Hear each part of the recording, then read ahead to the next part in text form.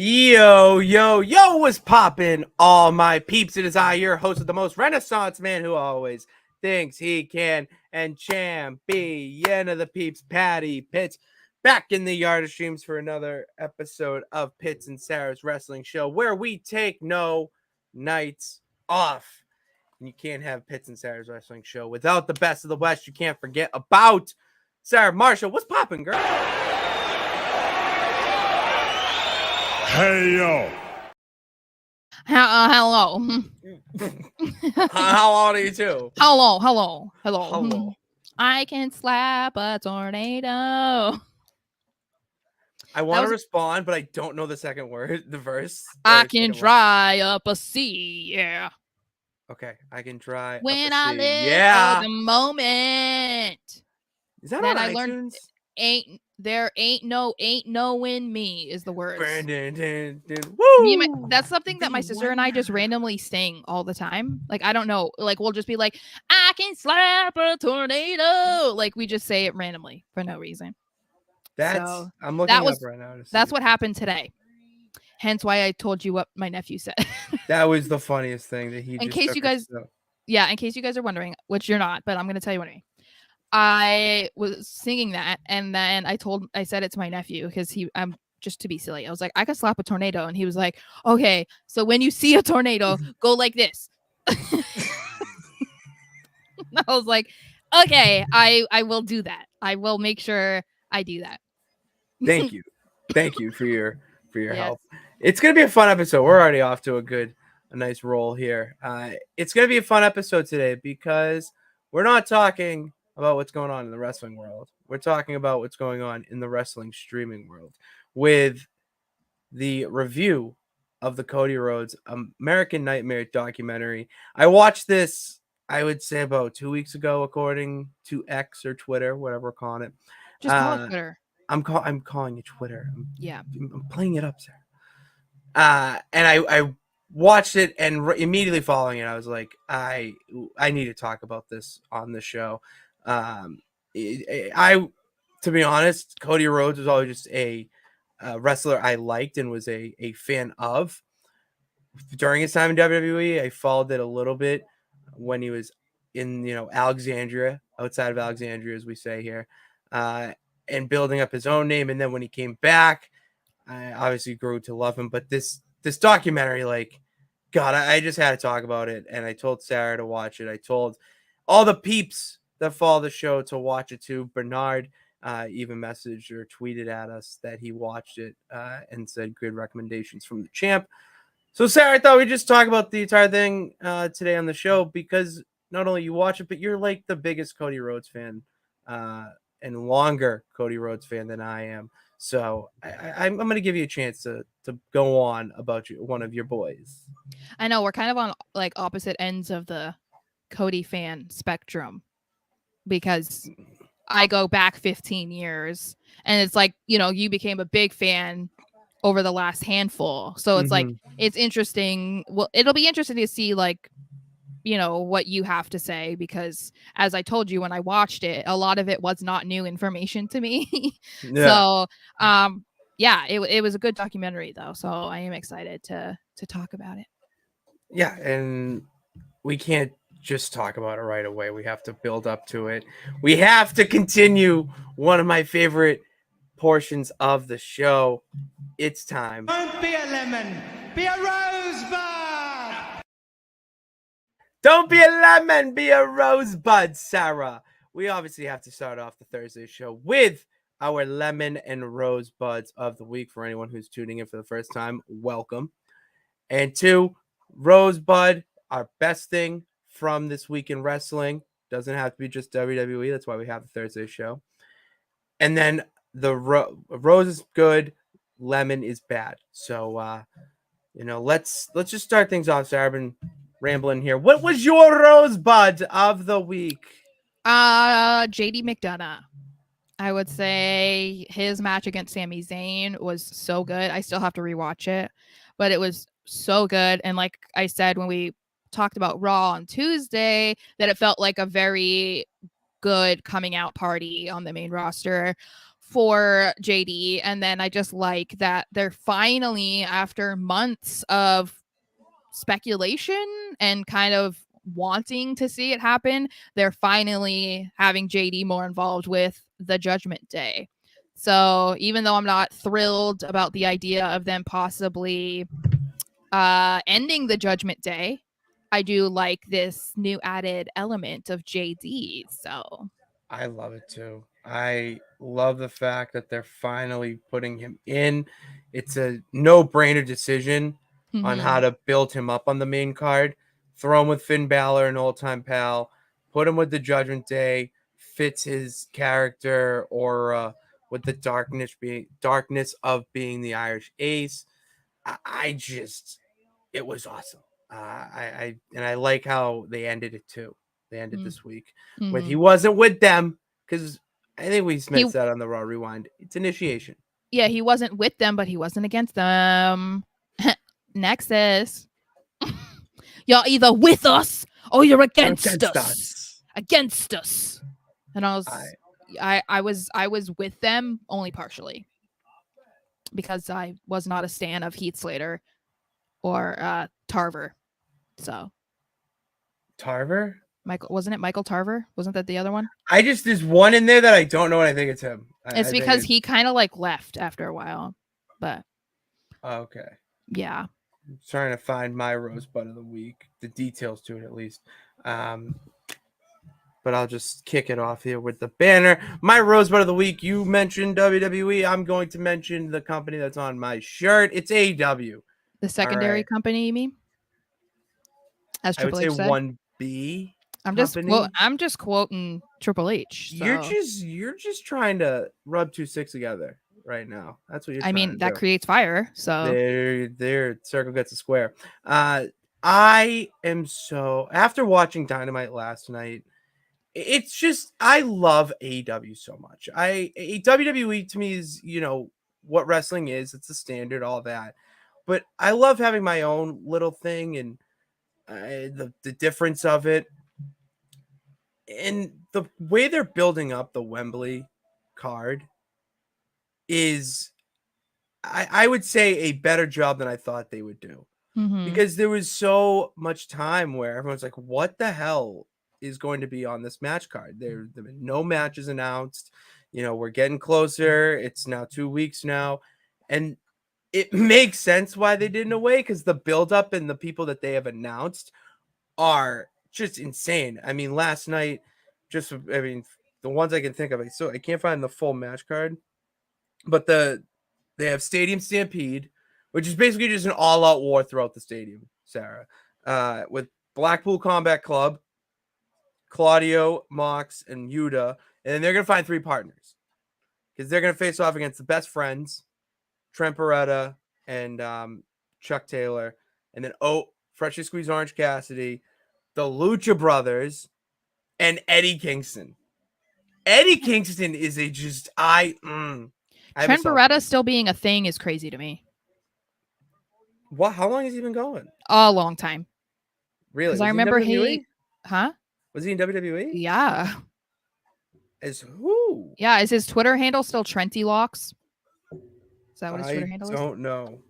I don't know off the top of my head. But yeah, no, he was in developmental, and then they tried to put him on the main roster, but he didn't really do anything. So yeah. That's awesome. Look at me, wrestling encyclopedia. Yeah. All right. My bad.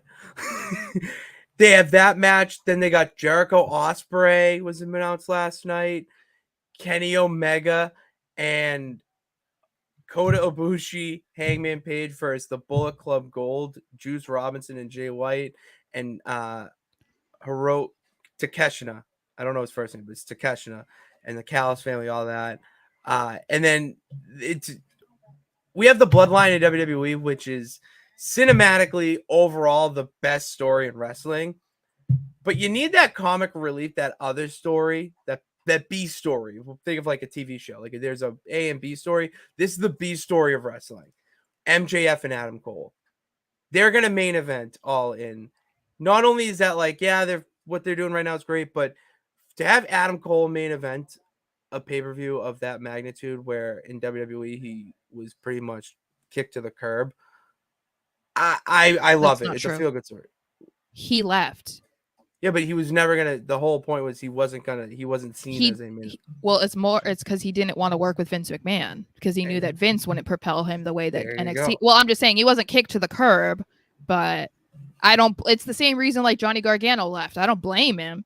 Yeah, I agree. But by that That's time, when Triple what I H took mean. over, Adam Cole was already too established in AEW to Yeah. leave. So Yes, he's making lemonade out of lemons, to quote our good old Irish friend. yes, So that's easily mine. Just AEW build up to All In has been incredible, and I'm very excited for it in 2 weeks. I thought it was this weekend, but it is next week. So our calendars. All right, Sarah, what's your lemon? What's your lemon of the week? I mean, it's not that big of a deal, but it's still frustrating that Finn Balor lost again on Raw.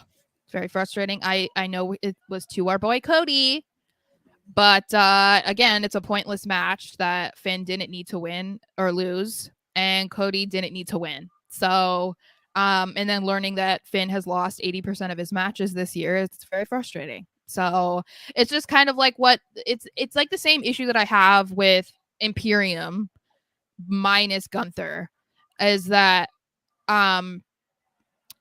you can't build people up to be like a threat or try to establish them as a threat or a bad guy or like, oh, you should be scared of them if you keep having them lose. Like it just doesn't like it that doesn't work. Like you're not going to fear an 0-16 team when you go against them in week 18. You know, like it's like it doesn't make any sense. So that's why. I mean, I just want to see Finn win sometimes. It would be nice because he's not a jobber and he's one of the best performers in the company, in my opinion. So it just seems kind of, well, I don't know. It's odd to me, but yeah, I can see that being frustrating. You know, it's the problem is though that and I've said this before to you that the wins and losses don't really matter in WWE universe. It just doesn't. That's so why he can lose. That's why there's a stat out there because people don't care. No, but yeah, those people care. But in WWE, there are people standards, who they don't. I know, but I'm not going to agree with you on this 100%. I know you're not, but I'm just making sure that there. I'm putting my point out there that I do not agree. That's all. We stand. I am standing tall in my opinion. I'm going to stand tall in being sad, Sarah, right now, because apparently, my lemon of the week, apparently tomorrow night is Edge's last match in WWE as his contract is expired. I am a little torn about this. One, for the actual retirement factor, maybe what if this is his last match and we don't see Edge anymore? That's going to be a little weird. But then two, I really don't know if this is going to be, hey, I didn't go outside of WWE for my entire career. Let me try for one more tour and try to see. I don't want that. I know a lot of people would disagree with me that I want to see Edge be a WWE lifer, not go anywhere else. But it just, you can't, it's weird. I know there's a lot of history with Christian and the Hardys and them being all elite right now. I don't want them to do it. I feel I'm scared that that's going to happen. And I can't do it. I can't. I don't think it will happen because he's already been on a very lax schedule. And so to me, that indicates that he can't perform regularly or that he is trying to like lessen how much he actually is putting on matches, because otherwise there's not really any reason for him to be going weeks or months between being on TV or having matches. Like it's not necessary. So to me, it wouldn't make sense for him to go to AEW, where I can't imagine they'd be like, yeah, it's cool, we'll sign you for 6 months and you can wrestle once. Like that's not that doesn't make any sense. Like you could build up the one show, but are you really getting your money's worth because of how much money that you would he would need because of who he is. His name alone requires that he gets paid. So to me, that wouldn't make any sense. But I find it hard to believe that this is actually going to be his last match. I feel like it's not the way that he would necessarily want to go out. I feel like it's kind of anticlimactic at this point. Like, yeah, we know it's like, okay, you're celebrating your 25 years and you wanted this last match with Sheamus or whatever. But I feel like, is that really how you want to end your career? Is just on a SmackDown?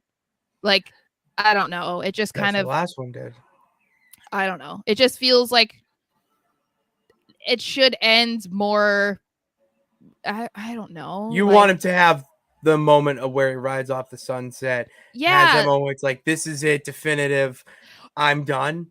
I think that, yeah, and I think that we'll get an indication of that after the match on SmackDown, because I think if he does kind of act that way, they're not going to necessarily act that way if it's a work. Like, you don't want to put yourself out there and be that emotional over something that's not happening, you know, because like, I think when it comes to a retirement, there's certain people who can kind of trick you into believing that that's what's happening when it's not. Like, let's not forget Mark Henry. You know, but like, not to be disrespectful, but Mark Henry does not have the fans numbers that Edge has. So I feel like it'd be kind of messed up for him to be like, oh yeah, this is my last match. Goodbye, blah, blah, blah, blah. And then it's like, LOL, just kidding. I come back in 3 weeks, you know, like I don't think that would happen, but maybe this is what he wants, because with Triple H in charge, especially, I feel like people are given a little bit more power over what they do, especially a legend. And so maybe Edge is like, I don't want anything big. I'm down to celebrate, you know, my 25 years in the company, but I'm fine with it just being, you know, I pick my last opponent, it goes out on a SmackDown, and I'm fine. It's kind of hard to decipher, I feel like, what's actually happening. Dickie over here says some say Christian's AEW contract ends March 2024. Maybe Christian comes in and they retire together. That would be a nice storybook ending. A tag team match at Mania. I feel like that would be cool. Just because of, you know, like, yeah, it's cool for Edge to retire solo, but he began his career in the company as a tag team. So it feels like a full circle moment to end it as a tag team too, you know? And no one's going to boo Christian. People know who he is. People know he's in AEW.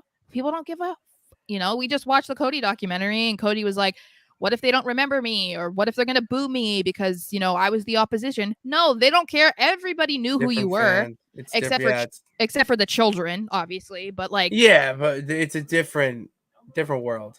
Well, because people, of course, they weren't going to boo him. I feel like in a way,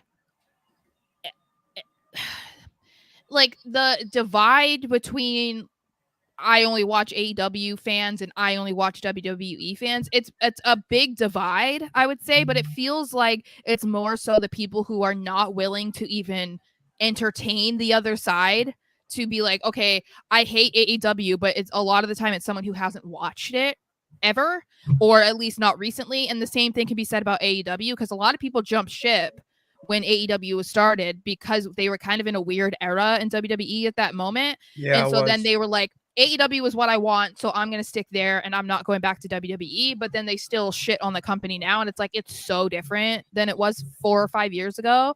So I think there's more of a divide online in that aspect than there is like in normal everyday life. And so when, you know, Cody comes out, it's like, yeah, people know who he is. They remember who he was. They know what he's been doing in the last 6 years, and they don't care. It's not like that big of a deal anymore. And I feel like that would be the same with Christian. No one would care. Like, no. It's like things are worse now, I think, but it reminds me of the time where like it was a big deal if you left WWE and went to Impact.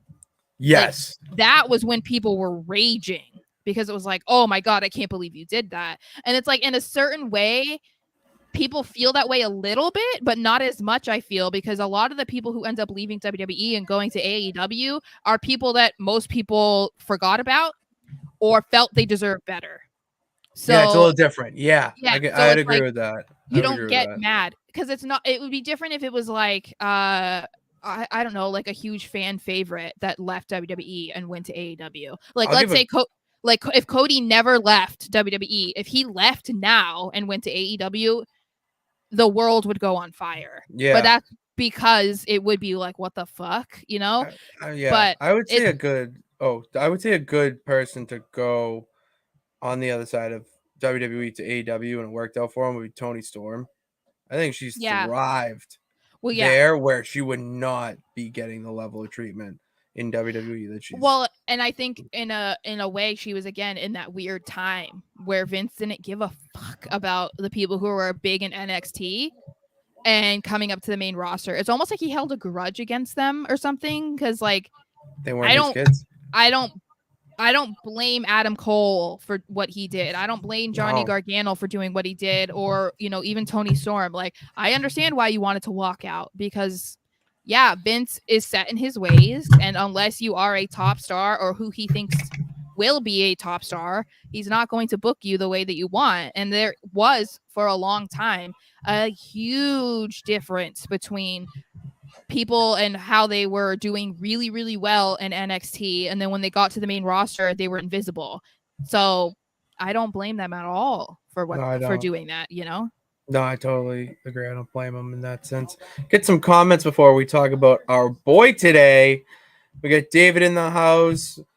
Bernard heading getting ready to go to South Carolina tomorrow. Woohoo! Good luck. I feel like it would be humid there. Yeah, it's gonna be hot as shit. Go run into all my little friends from Southern Charm that live in South Carolina. Southern Charm. You know the reality show Southern Oh, Charm? I know Southern Charm. Yeah. I'm familiar. Your shirt makes your eyes pop today, Sarah. Good shit. I'll save another comment. Oh, David said he watched it. All right, good. And then we got Hey Look Squirrel. Hello. Brookfield. From Brookfield.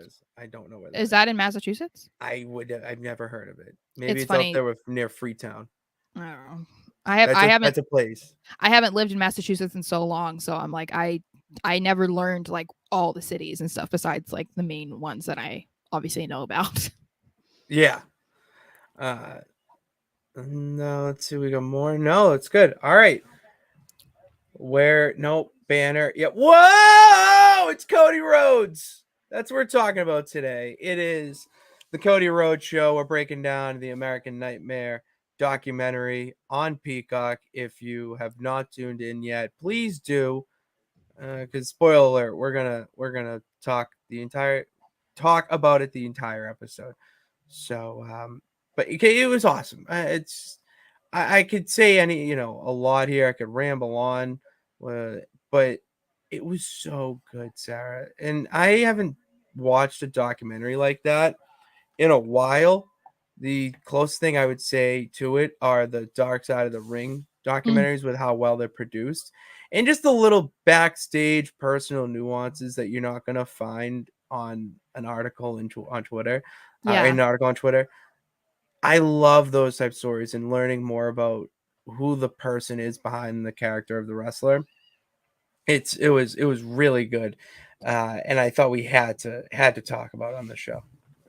I liked that he was involved in it because a lot of documentaries don't involve the person that they're talking about, whether it's because they're passed away, they're in jail, or it's just, a project that they were fine with having done on them, but that they didn't want to actually participate in. So I thought it was cool that this was a planned thing.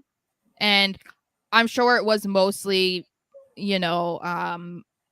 for the start of AEW. I'm sure that's probably where it really began. And then obviously they have footage from before that. But and so it's cool to see how much has changed. And I do like that they even had Dusty involved, even though, it's old footage. But I thought that was a cool way to involve him.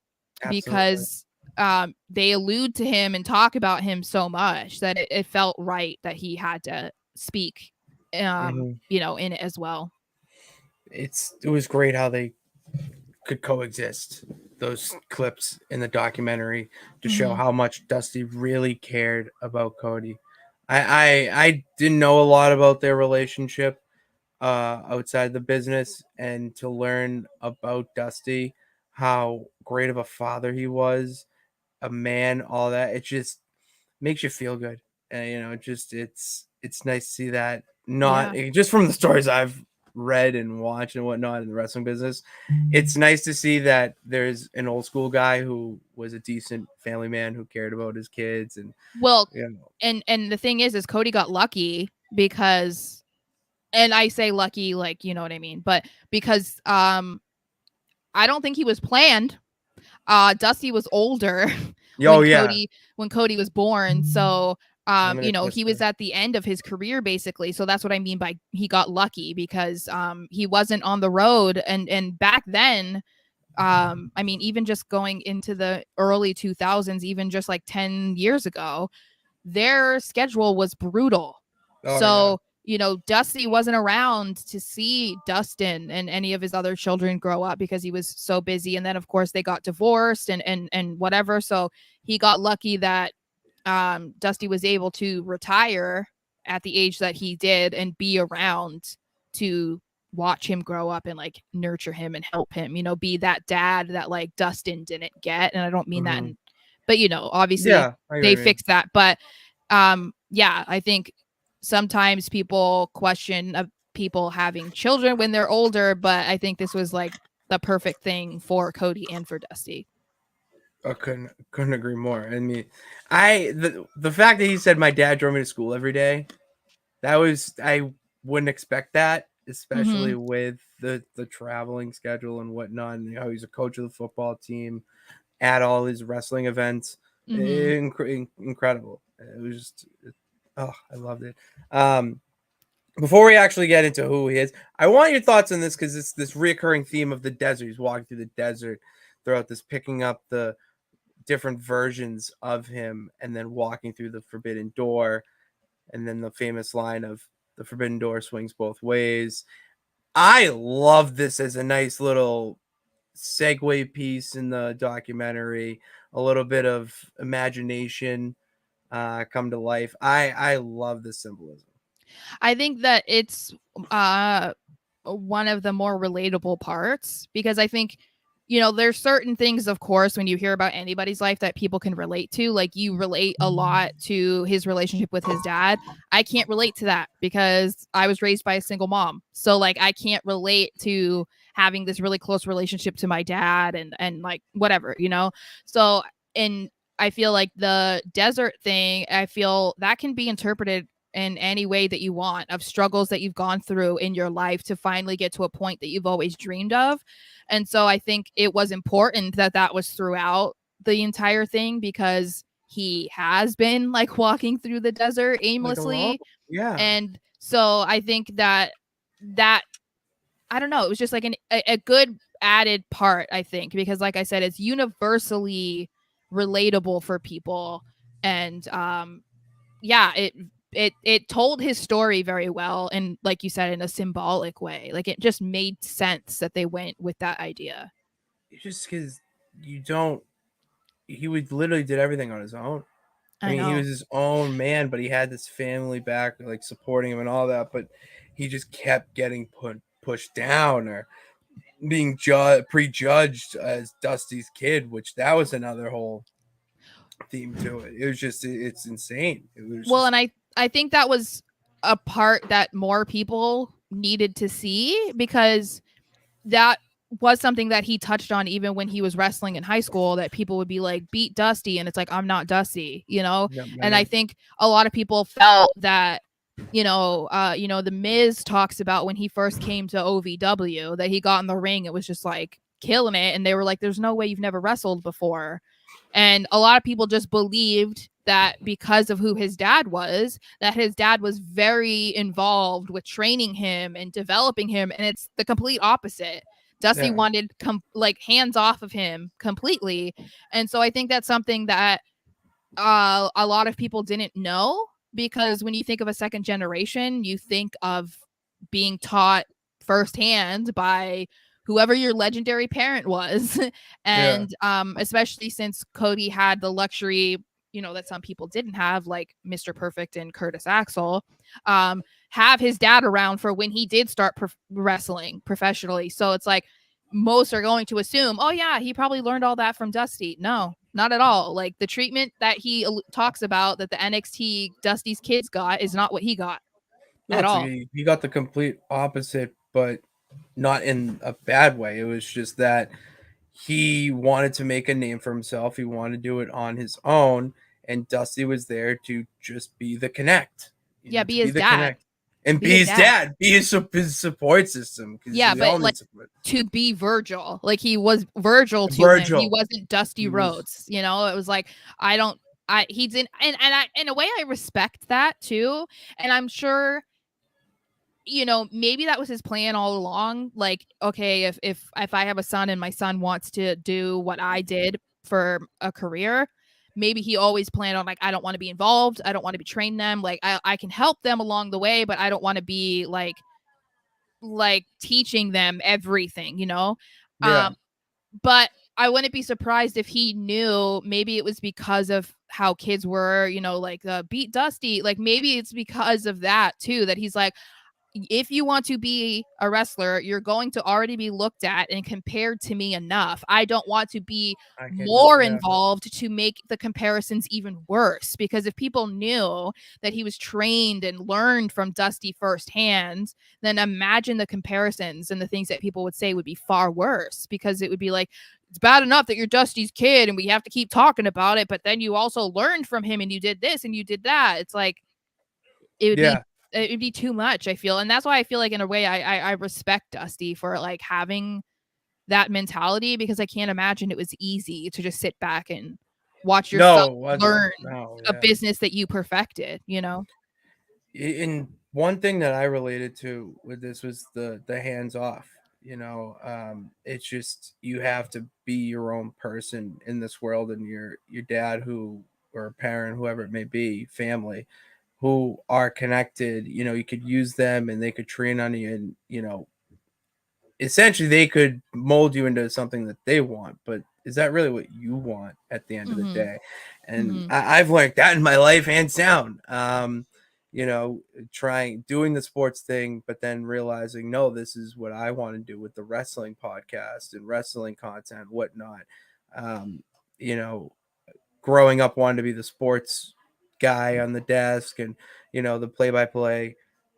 That was because my dad and I shared that special relationship with sports and whatnot. But wrestling was my thing, and there are a lot of similarities within it that I can do with both. I'm trying to it's like you got to find what makes you your own person, and just the fact that Cody did that, or attempted to do that throughout the first part of this, is because I'm still trying to because, and I'll just kind of segue in here, is he loved it. He loved the business, and he wanted to give his dad something that he couldn't get, which that was another really touching moment when the picture, and he's like, it's not fair, I want to bring it to you. And that's what his first dream ever was. And then he's in OVW, touched on that, so I'm not going to bring that back up, but I want to mention this because this is how he really got on the main roster, was his acceptance speech at Dusty's Hall of Fame induction ceremony, or his introduction speech, whatever. And how well he did, knocking it out of the park, to the point that Vince McMahon turns to Bruce Pritchard and goes, I need to talk to that kid. What I thought was insane about this, though, was like, they were so impressed with him, and it wasn't because of who his dad was. It was like, no, he just went out there and just gave a phenomenal speech. It was emotional and he spoke so well. Like, we need to get this kid in. What's crazy to me is then how they treated him after that. Oh, I had that thought. I had that thought watching. Yes. Like, because it's crazy to hear that. And I mean, Bruce Pritchard is a part of the documentary, so it's not like, this isn't just from Cody's recollection and maybe he's like fabricating a little bit, you know? It's like, no, he literally is there saying it too. Like, and so it's crazy to think that that they thought so highly of him right off the bat, and then they like never let him talk on the mic. Like they didn't know what to do with him right away. I mean, even when he was in Legacy, he kind of talked sometimes, but not really. Yeah. It's like it's just crazy to think of like where that initial response to him and then what ended up happening over the next, like, you know, however many years it was. Like it's just it's quite a contrast. But that was my immediate thought, you know, like right when I heard him say that, I was like, interesting. That was the first thing. I was like, what are we doing? You said that this was lightning in a bottle and then you turn it into dust. Yeah. It's like what are we doing here? It just shows you though, like that I feel is Vince McMahon in a nutshell, basically. Oh, 1,000%. You know, and Love it's sad. the guy, It's sad because, you know, Cody was a wasted talent for a lot of time. But then there were people like me who just like always knew. No, so. I'll give you those props. You deserve that. Oh, well, David would know too, because David's been around for like the whole time. Oh, David's a peep. Yeah, no, he knows because I would be like he fangirling over Cody forever. I have videos from like 2011 of me and my friend fighting over who was actually his wife. Like it was like, I'm like, oh, I'm Mrs. Cody Rose, and she was like, excuse me, get in line. That's my title. Yeah, that's how that's cringe hilarious. We were. That's how cringy we were. I have this banner up. I'm not going to use every banner that I put up today, obviously. But how good was Legacy? Amazing. I'm going to let you take the driver's seat in this one, because this was when I was taking a little bit of my hiatus from wrestling. We had to dabble and become Patriot Pits. So I don't really remember watching Legacy live.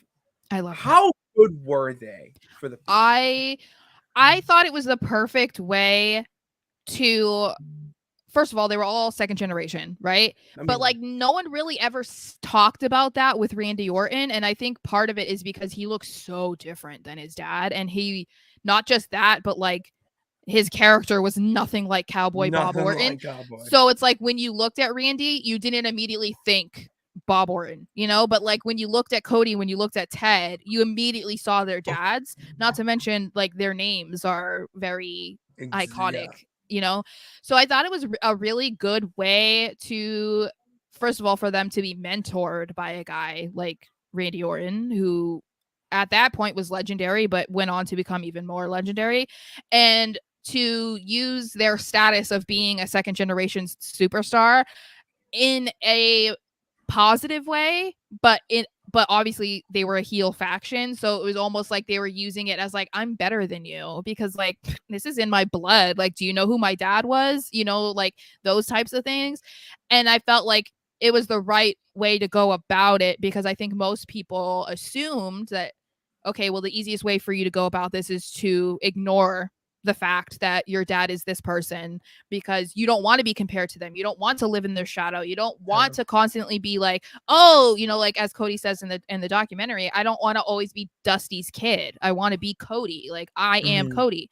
So to me, it was like, it was just the perfect way to like marry everything. And I think it was a good way to start Cody, because Ted kind of went on and did some things. Obviously, him and Cody reunited later. But Cody, I think Cody benefited from it a lot more. Oh, yeah. He became himself. Yeah. And I think, you know, I've talked about it before where like, even after Legacy finished, like he still tried to avoid being Dusty's kid and like people talking about it. And then once he finally embraced it, you know, even to the point of, like he said, he bleached his hair blonde because he felt like he earned the right to. Yeah. I think once that happened, it's like, okay, that was the right move. And I feel like Legacy was almost the foundation for that, because he was embracing the fact that Dusty was his dad at that point, because the whole point of Legacy was that you were continuing your dad's legacy. So I thought they were great. I thought they worked really well together. I was obsessed. And to me it was like, to make a Patriots reference, it was like when Brady, Amendola, and like Julian Edelman or Jimmy Garoppolo were like on the Patriots. It was like Team Handsome. It was like this was like handsome faction, you know? They are good looking dudes. We got to give credit there. Yes. We Yes. appreciate beauty on this show. Really attractive men in small clothing, especially. Giovanni Vinci needs to put on some clothes. Sorry. No, he doesn't. No, he doesn't. No. Jesus. That picture came up in my timeline and I'm like, holy shit, dude. I saved this body. You damn right you did. Damn right you did. Yeah. Yeah.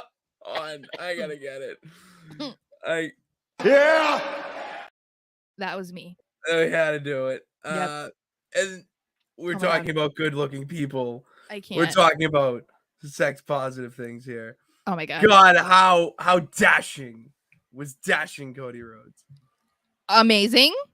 Incredible. I remember being at a show when he was dashing and they showed one of his vignettes and me and my friend were like the only ones that were like, yeah, because it was like, I don't know what it was, like how to floss, you know, how to shave your legs or something. Because it was like how to floss your teeth, how to shave your legs, how to clip your toenails, like the cuticles.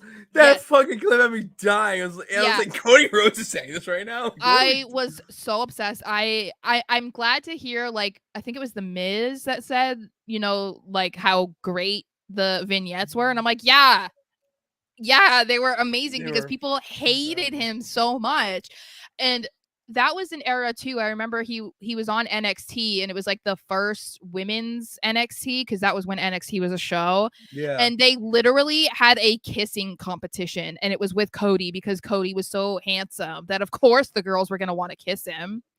It was like, oh my God. That's peak WWE right there. I know. What are we gonna do for a segment for comic relief? Let's have a kissing competition. Yeah. Why wouldn't you take the women's division seriously after seeing them in a kissing competition? Like, so Vince McMahon. Because why would you? Yeah, so I thought that was a cool way too, because you know he was talking about how being a heel was very different for him because that is not something at all that Dusty was known for. So he was kind of able to tap into something that nobody could say, oh, that reminds me of Dusty.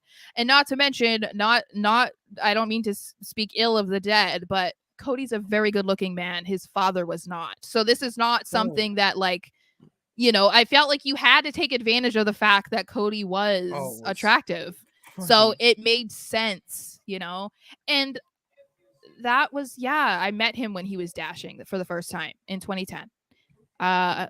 We had two signs, one that said dashing, all glitter, and the other one that said Cody Rhodes, all glitter. And we had the signs there, and he acknowledged us once the camera was off. And that was not something that they did back then, because when you're a heel from the time that you come out the curtain to the time that you go back. Mm-hmm. And he was on SmackDown, so it was pre-taped on Tuesdays, and at that time. And so we freaked out when he pointed to us and like acknowledged us, because if you watch that match back, because I forget which match it was. I have a picture of it, so I'd have to try and figure out who he was against, but you can hear me and my friend screaming at the top of our lungs like every time he does something, like, because we were just like, we want him to know we're here. We want him to acknowledge us, Tribal Chief. And so it became an opening point to make when we met him. I was like, oh my God, do you remember seeing those people that had signs on Tuesday that said Dashing Cody Rhodes? That was us. Oh my God, we just wanted to let you know that you made our night, and that was so cool. And he was like, oh, no, like, you guys made my night. And I was like, what? He's such a champ of the peeps, man. Yeah, he was great. So and launched him to becoming a great Intercontinental Champion too. That's the thing, that this heel run that he had with the dashing, and then, you know, his mania moment, undashing, which that's what I call it. Yeah. But yeah, the ugly phase, learning about how he channeled his, like, the American Psycho, that was really cool. Mm-hmm. That's the gimmick that he's said before. He didn't say it in this, but he's like, that is one that he was like most proud of, like that era. Oh yeah. And I don't That was blame him. some It was really good really work. underrated. I mean, I was happy to get a paper bag. I was begging for a paper bag, and The Miz made Miz fun was of them. yes. And I was But like, but I was one of those people that I was like, give me a paper bag. I don't care if you think I'm ugly. Just give me a paper bag because I wanted him to sign it. So I was like, give it to me. And we did put it on. We put it on as we were sitting there. We're like, yep. That's incredible. That's But awesome. I mean, how many people can say that they have a paper bag from Cody? You know what I That mean? is true. So I still Select have one. few. Mine is framed right now. So Good had him shit. sign it in 2011. That's awesome. Mhm. That's great. And Yeah. then it led to the great Intercontinental run that he had, bringing back the old school title, which I loved. I remember watching that semi live, Mhm. the old school DVR, like on cable, Mhm. and watching that the next day and watching him bring it back because that got me back in a way. This was right at my turning point of like, all right, we're in this boat. We're in this boat forever. And to see him bring it back, it's like, all right, we're getting some nostalgic back, all that legitimacy to the title. You don't just bring a title back for a gimmick purpose unless you're the radar superstar. You bring it Mhm. back to give a little bit more prestige to it. Mhm. And that's what he did, honestly. I mean, he had his he was fresh. He had even that Mania match with Big Show, and Mhm. a couple other great matches too. So I love this part. I love this stage of Cody Rhodes where I really like became just I'm like, yeah, he's a good guy. I was there when he won the Intercontinental title for the first time. Where It was in California. right. In 2011. When I met him at SummerSlam Access, the title still said Ezekiel Jackson. Like that's like how newly crowned he had been. It didn't say his name on it yet. So in my Ezekiel picture, Jackson. he let me and my friend hold the title, and of course I'm one of those dweebs that only holds one half of it because I feel uncomfortable like just grabbing the title from them because I'm like, I don't want you to think I'm gonna steal it. So I was like, no, it's cute. Like I I'm would have holding it and just Cody's holding rocked it. it. Like so You just want the cute photo of you two holding Yeah. a title. that's what it's me like the same when I met Christian. He had the world heavyweight title when I met him, and I'm only holding like half of it. And I remember I think it was him that was like waiting for me to hold the whole thing, and I didn't. And so it was like this awkward moment of like, but yeah. So in my picture with Cody, it still says Ezekiel Jackson. But That's funny. yeah, I thought it was cool that they let him do that because then that title was around until they basically changed it again, the whole design. But I thought it was cool because I felt like it kind of gave you a little bit of a behind the curtain look at what type of fan of the business he was too. You know, like he appreciated the original, like the nostalgia of those, like what those titles meant as opposed to what they had meant in that current state. So I loved it. Then we get to this. Then we get to this, which hearing a lot about this made me a little sad because I enjoyed Stardust. I thought it was ridiculous, but I'm like, you know what? This is this era's Goldust. He's wacky, he's zany. I'm for it. But to learn that he was not a fan of this and the all the drama pouring out about, how he was just waiting to get fired from it, Yeah. begging them to hit the reset button. And the one thing that not shocked me, but shocked me that Cody did this was after the live events, he filled up that Yeti tumbler Yeah. full of whiskey with a little bit of Gatorade on top for a mixer and would just That sip sounds on it. disgusting. Yeah, that's college type shit. That is Yeah. real college shit, which I love out of him. But that's how checked out he was, which is sad because, as we alluded to already, you saw so much potential in this man when he gave a speech about his dad to induct him in the Hall of Fame. He's grown up in front of your eyes, and you're still reducing him to this nonsense. If hearing this infuriated me, I could only imagine what he's going through. Yeah, I mean, I remember the storyline like leading up to the point of him being revealed as Stardust. I was so here for it. Like I thought it was so funny. It was different, right? Because like they had nothing for him, so like okay, cool. Like he always wanted to work with his brother. So I was like, all right, this is interesting. And so I remember when he debuted as Stardust, it was hilarious. I was like, oh my God, I can't believe they're doing this, right? But it was not something that I thought was going to last as long as it did. And I was one of those people that obviously I can't say that I was as miserable as he was, but I was a miserable fan because I was just like, oh my God, okay, we get it. Like he performed Stardust really well, just like they all said in the documentary that he was so dedicated to that character, you could almost never get him out of it. Mm-hmm. And so it's like he was entertaining, he was so funny. He made it his own because it was very different from Goldust. But it was ridiculous that they were wasting his talent by having him do this. And I don't know if you remember, but they didn't really touch on it. And from my recollection, unless I'm completely wrong, I don't think I am. But when he asked for his release, he did it on Twitter.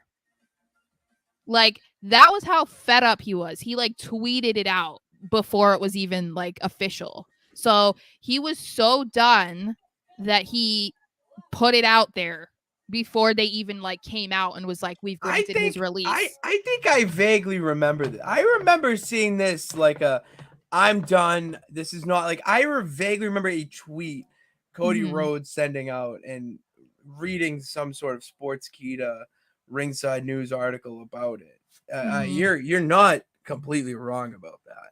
Yeah. So I mean, like, he was saying in here that he didn't want to be fired. He wasn't a quitter. But if you get to a point where you're literally quitting on a social media platform, then you've been pushed to your limit. Because if you want to talk about being unprofessional, that's basically as unprofessional as you can get in modern society. Oh, agreed. Absolutely.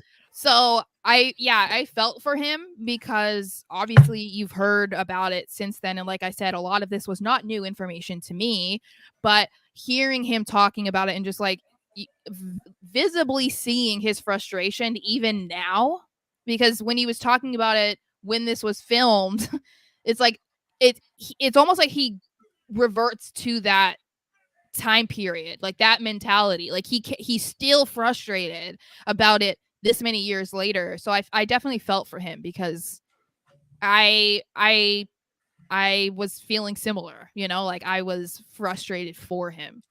And it leads to this is that Dusty's kids were maddening. He says fucking maddening.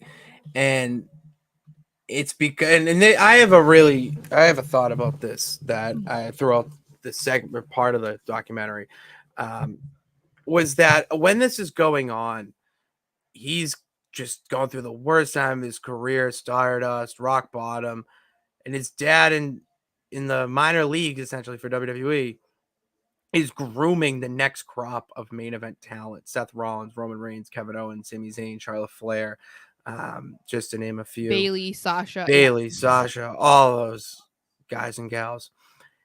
Why didn't they have him go down to NXT? I think again it was Dusty's choice. I mean, Dusty quit the creative team when Cody was brought to WWE. Once he was on the main roster, he quit. He didn't want to have anything to do with writing storylines or being involved in creative at all for Cody. And so I think that's part of it. I mean, but we also have to remember that NXT now is not the same that it was then.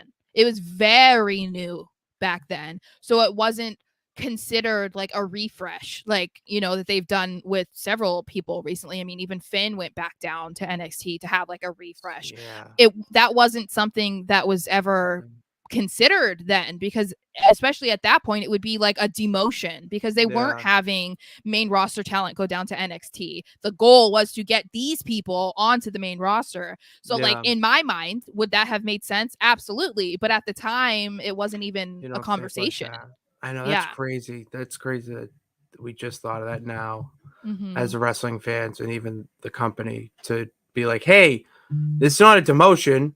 You need a reset. This is how we're going to reset your character. You're going to go to NXT. You have the experience on the main roster. It may help you out down there. And by de facto, you'll rub some off on the other talent too to get them ready. So you make a lot of sense there. That is just kind of hindsight is 2020 type of comment.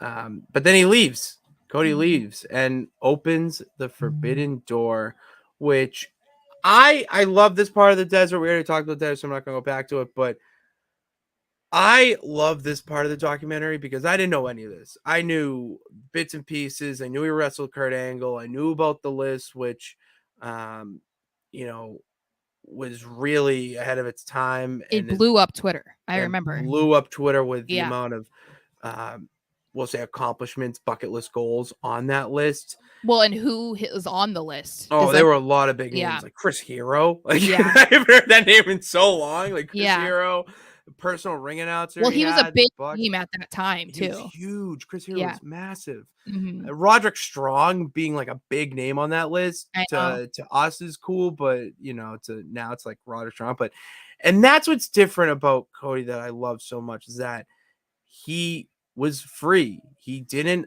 tie himself down to one company. He Mhm. went and did everything and evolved his character the way he wanted it to go. And this is really inspirational. I mean, really inspirational to really bet on yourself, go do something completely different and new and refreshing to get to the point where you're wrestling in front of, you know, a WWE crowd. Your money, all the money in the world is there. You could have family, boatload of money, all that, but you walk away to go perform in front of 15 people. Then they'll lead to maybe 100, 200. He's working these big shows. Even they had Matt Cardona on the, which was crazy. That's they're best friends. I think I knew that. Yeah, Cody and Matt Cardona are That makes sense. BFFs. Yeah. And he goes and he said that I kind of lost my thought. The Cody wasn't just doing the weekend, the big names because I'm Cody Rhodes. He was doing the you know, weekday shows and whatnot because he wanted to wrestle everywhere, and it would land him in Japan, which gave him the name American Nightmare. And I didn't know that.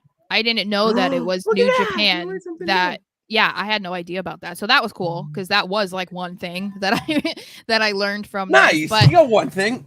But I guess in a way, it's almost cooler that it's something that he didn't think of because, you know, a lot of the time he spent throughout his career was so focused on trying to get away from any sort of connection to Dusty. So, you know, it might have been easy for him to just have come up with this and maybe it wouldn't have felt as receptive to people. But I think because it was somebody like other people that were like, no, we're just going to call you this. It was like, I feel like that makes it stick a little bit because it's a play off of his dad. And so it might just be to some people considered like a cop out. Like, of course you're going to do that because like your dad was the American dream. We get it, you know, but I think it's cool that it kind of organically happened and then like propelled him to where he is now. Like I heard like almost when I was listening to the doc and they were saying American Dream, my immediate thought was American Nightmare. Like Dream is like out of my head because it's like you just hear American Nightmare, American Nightmare, American Nightmare so much. Well, because you have to remember, like Dusty was done by the time I was born, basically. Like, yeah, and no, when were you? Yeah, he was well in the '90s. He was wasn't. inducted in '95, and he didn't really wrestle. He did have that one weird ECW appearance, but as alluded to, they were really broke. Yeah, so like that, you know, I knew who Dusty was, but it wasn't ingrained in my brain the way that it is now with Cody, which is kind of cool because it is something that I think people will always remember, kind of the way that when you think of Dream, like, you know, like, oh, that was a Dusty thing. Like people called him that, like that was his nickname. So I don't know. I think it was kind of cool to learn that. It was. I couldn't agree more. And then Cody becomes All Elite, joining up with the Young Bucks to put on the All In show, which we're gonna have the anniversary of. I just alluded to in my Rosebud, and we learned that his sister is the one who came up with the name. I did know. Yeah, we did find that out. Yep. Because you're all in. Yeah, which I thought was cool. Again, another thing that like you wouldn't have known, but it just shows you how much of a family person he is and how much his family supported him no matter what he did. So It is kind of cool because it fit also. They were going all in. I mean, I remember when it was being passed around that they were going to try and do the show and everyone was like, what is going to happen? Like, people are going to pay money to go see an indie show. Like, I remember when it first started and people were kind of skeptical, but obviously, as they show, it sold out in a half hour, 45 minutes. So they accomplished what they Wrestling wanted. fans are a crazy breed, man. It's my favorite. They're so loyal, so passionate, Yep. especially the Indies fans. My little taste of seeing it in Maine with Limitless. I mean, they are passionate and they care about these just Z-list superstars Mm-hmm. that are on the verge because they see it too. And I mean, I'll jump forward a little bit because we are at an hour. But when you have Carmelo Hayes wrestling with Cody Rhodes, that's an Indies guy. You know, all these, it's the Indies are the new way to get yourself over there. So, and then, yeah, 11,000. This was crazy. Okay. Yeah. We're getting close to the banners here. But I did not know this, that Cody Rhodes was working in AEW without a contract. That is fucking bananas. I'm guessing too, so he didn't let us know what that issue was, and I respect him 100% for that because he it's easy to out people that you're angry with or that you had a disagreement with or that you want to just put on blast because you felt like they treated you unfairly. But I think he's also very well aware that like AEW also helped his career get to this point that he's at. So you don't want to shit on what helped you get to where you're the most successful. So I think it would be easy for him to be like, oh, yeah, F this, F that. But my guess is that it had to do with his contract. They either didn't want to pay him what he was deserved. They didn't want to give him a longer term contract. Maybe they wanted him to do more behind the scenes and he wasn't ready to hang things up.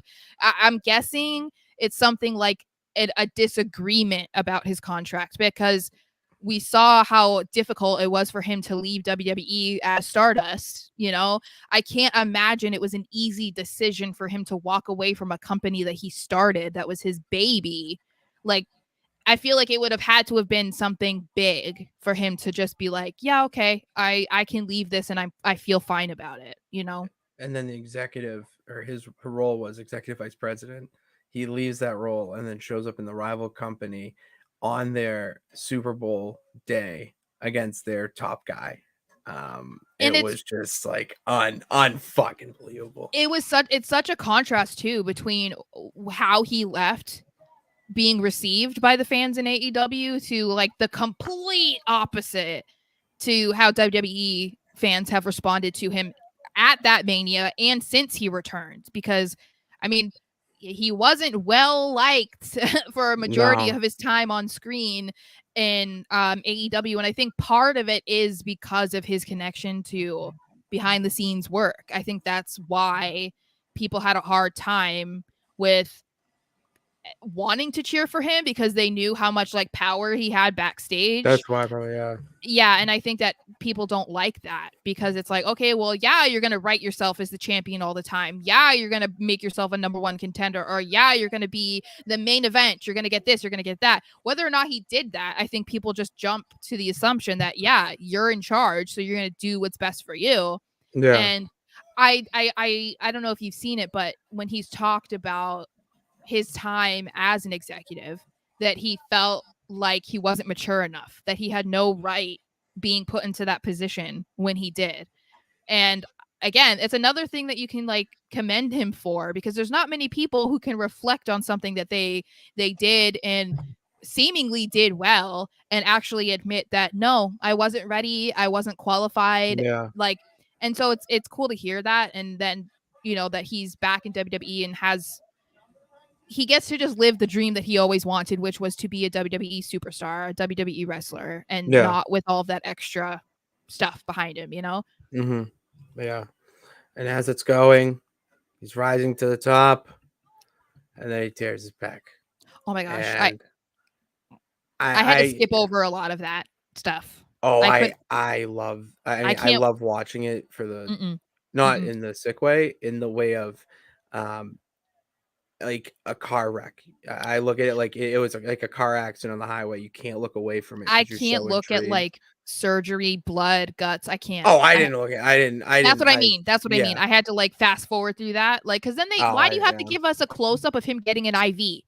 I know what that looks like. When Okay, they and hammered it's to just, something in oh his my back, I god, was like, so "What is that?" nasty. And I knew it was coming because WWE is always like, hey, look, Triple H is getting his quad Isn't fixed, and I'm it, like, dude, they just love WWE loves putting a camera right into the yeah. surgery. It's And then awesome. they'll put it in black and white, like that helps. I'm like, no, this man is being sliced open. He's bleeding.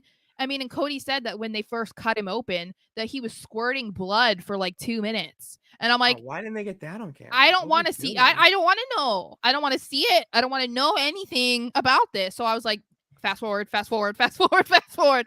I don't need to see this. That's Not at true. all. I'm not a doctor. Okay. I don't need to see it. The one thing because the last few comments, I mean, we've already talked about it nauseum on this show, but just kind of Sorry. a back. I No, know no, part of on it is part of on my the show. fault. I mean, in general, Oh, well, I just like meant the like when Mania, Rumble, all that. Oh, yeah, yeah. But I wanted more to talk about the behind the scenes stuff, and starting with the behind the scenes stuff of the torn. Just the one comment I gotta get out is the inaudible gasp Yeah. that the audience had, and me too at home. Me. I mean, Sarah, I Yeah. think you're in that boat. Yep. We all just like looked, and I can count on the amount of times on my hand I've been at a loss for words recently in wrestling. I would say in my recently 10 years. And this was one of them. I had no words. I don't know how he did it. I still don't know how. The fact that it was legitimately looked like it should have been like it was just.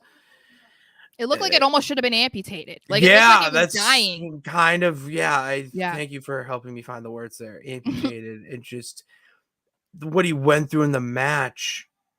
Just the pain. Like they said that he knows that it's not going to do any more damage by hitting it. It's all about pain tolerance. Mm-hmm. Which man, that is one tough motherfucker.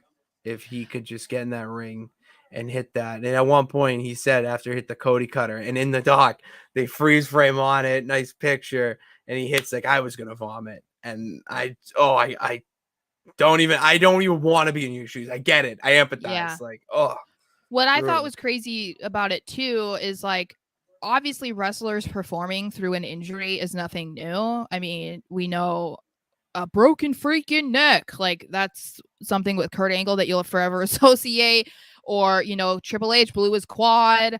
Kurt Angle again broke his tailbone. You know, like there's all sorts of these types of injuries that they continue to work with and through a match. But I don't know many who went into a match with a severe injury and still competed. Like most of them were severely injured in a match and continued to go.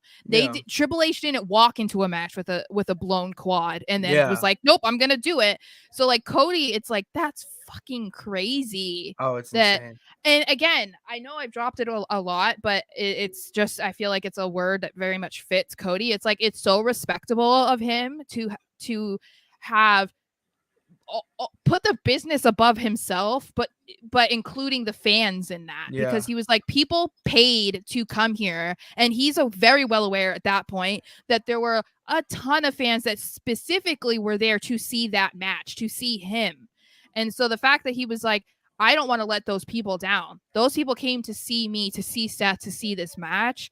I'm going to figure out how to work through this. Like that's insane, but it just shows you too, like how much this means to him, because this is what he's always wanted. He's always wanted to be the guy, to be a person that people are buying tickets for, like they, you know. And so the fact that he was willing to sacrifice his body for our entertainment just to uphold a commitment that he had made it's insane. It's admirable, because I you know, it just puts things into perspective, I feel like, because you know, when you think about yourself, you'd be like, oh, I have a scratchy throat, I'm not going to work today. And it's like, bitch, you can work through like a sore throat. Like, put your big girl pants on and go to work.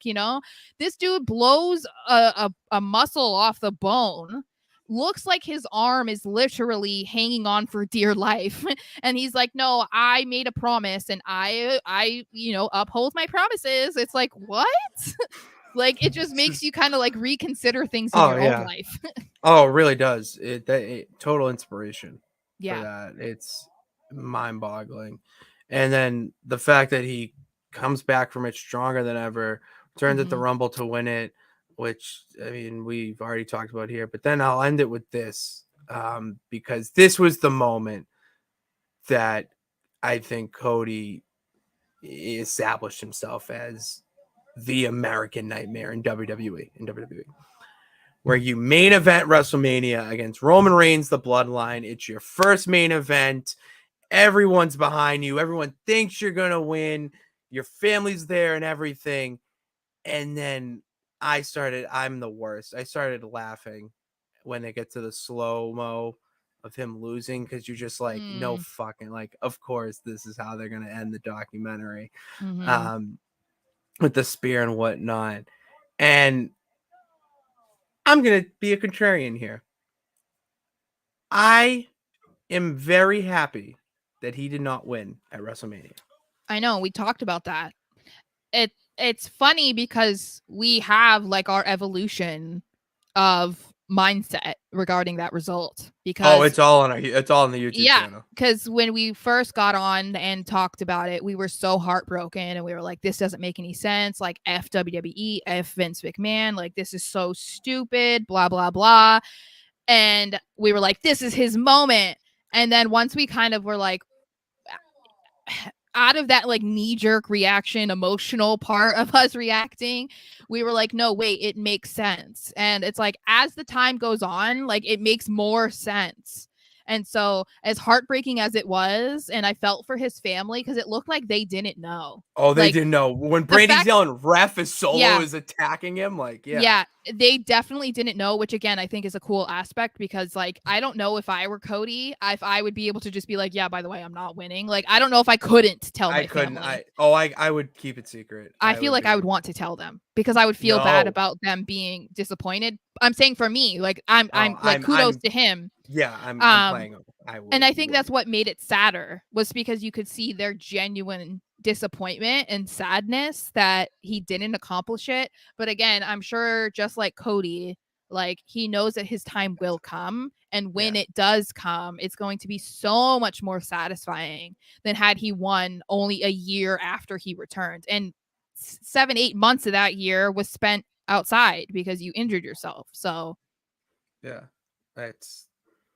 I love him. I love him. Welcome to the Cody train. I'm very happy that you introduced me to it, and this doc just elevated my love for him, because God, this man should be the face of WWE. He should be the face of wrestling. He's the new John Cena, I think, where you can't turn him. To be. To be the new John Unless Cena. he somehow becomes stale, which I don't really know. I mean, the way that he is received, the merch that he sells, the fact that he's on the cover of every poster for every pay-per-view, doesn't seem like they'll get sick of him. But I feel like he has become that new age John Cena where they're never turning him heel. No. You experimented with that with Roman, and you saw that it was way better for you to have him as the top heel. Keep Cody as the top good guy. Maybe we'll see Cody Rhodes versus Roman Reigns at WrestleMania 40 tomorrow. Tickets go live, Sarah, at 10 a.m. I'm going to be in that waiting room. Okay, it has been our goal to get to WrestleMania this year. I'm going. We're going to find a way there. All right, and I hope that Cody Rhodes, Roman Reigns are competing in a championship match of some way, shape, or form. Maybe facing each other. Maybe not. Who knows? That's up to me. That's up to the powers that be up there. And thank you guys for tuning into this special edition of Pits and Sarah's Wrestling Show. We take no nights off. A little shout out to Cody Rhodes. Give him some love there. We'll be back on Saturday. That's right, Saturday for the SmackDown breakdown. Ross, we got SmackDown tomorrow night. We'll break that down for you on Saturday. In the meantime, hit that subscribe button and bell notification to know when we go live. If you missed last week's Raw Rewind, but only want to see what we said about your favorite or not so favorite wrestlers, you can go and check out all the clips in the archives at Sarah Marshall XO on YouTube. And then for all the other social media platforms that we have, just go in the link that's in the description down below. And then also leave us your favorite comment from the documentary. What do you love about Cody Rhodes? What was something that you wish they put in the documentary that wasn't in there? Or just if you have a wrestling question, let us know. We like all things from the peeps. So thank you guys for tuning in. God bless. Remember that you can do it. All you gotta do is try. We will see you on Saturday. Yeah!